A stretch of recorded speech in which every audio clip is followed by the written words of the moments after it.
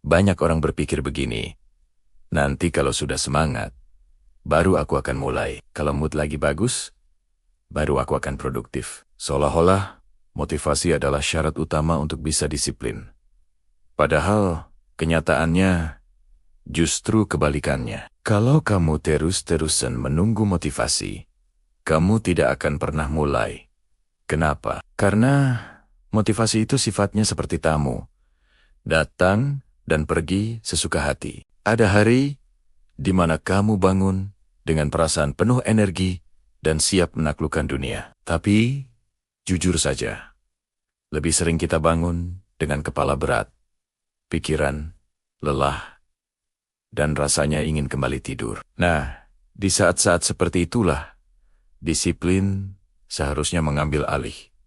Bukan saat semuanya terasa mudah dan menyenangkan. Disiplin itu bukan soal perasaan. Disiplin bukan tentang apa yang kamu rasakan, tapi tentang apa yang kamu lakukan. Ini adalah sebuah keputusan sadar untuk tetap mengerjakan apa yang perlu dikerjakan. Bahkan ketika 100% dirimu sedang tidak ingin melakukannya. Para filsuf stoik punya pandangan yang sangat sederhana tentang ini.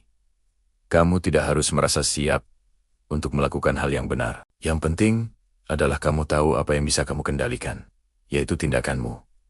Lalu menjalankannya tanpa perlu berdebat panjang dengan emosi. Biarkan perasaan malas itu datang, biarkan rasa lelah itu ada. Tapi jangan biarkan mereka yang memegang kendali. Masalahnya, kita sering membuat disiplin terasa seperti beban raksasa. Kita ingin langsung berubah total dalam satu malam. Mau langsung olahraga setiap hari, baca buku 1 jam, meditasi, dan makan sehat.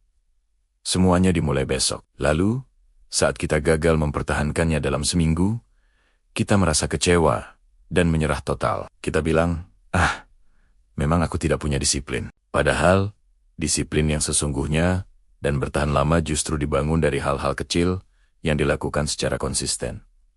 Coba mulai dari yang paling sederhana. Bangun 15 menit lebih awal dari biasanya. Selesaikan satu tugas paling penting sebelum membuka media sosial. Atau sekadar menepati janji kecil pada diri sendiri, misalnya merapikan tempat tidur setiap pagi. Tindakan-tindakan ini mungkin tidak terlihat heroik, tapi dari sinilah fondasi karakter dan kebiasaan kuat terbentuk. Setiap kali kamu berhasil melakukannya, kamu sedang melatih otot disiplinmu. Saat motivasi sedang nol, yang kamu butuhkan sebenarnya bukan suntikan semangat, tapi sebuah sistem. Sistem adalah rutinitas yang jelas.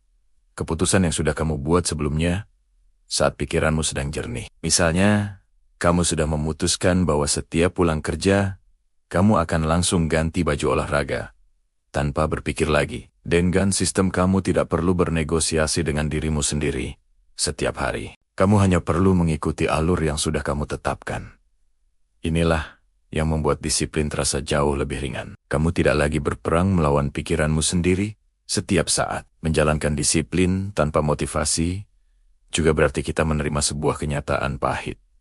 Hidup tidak selalu terasa menyenangkan. Ada hari-hari di mana menjalani tanggung jawab akan terasa hambar, membosankan, dan sangat melelahkan. Justru di hari-hari seperti itulah, disiplin menjadi jangkar yang menjaga arah hidupmu tetap lurus, meskipun suasana hatimu sedang berantakan. Kamu tidak bergerak karena didorong oleh semangat yang membara, tapi karena didorong oleh komitmen pada tujuanmu. Pada akhirnya disiplin itu bukan tentang menghukum atau menjadi terlalu keras pada diri sendiri. Sebaliknya, disiplin adalah bentuk tertinggi dari rasa hormat terhadap versi terbaik dari dirimu dan hidup yang ingin kamu bangun. Kamu melakukan apa yang perlu dilakukan, bukan karena ingin dipuji atau terlihat hebat, tapi karena kamu menolak untuk dikendalikan oleh keadaan dan emosi sesaat. Jadi, biarkan saja motivasi itu datang dan pergi. Tapi,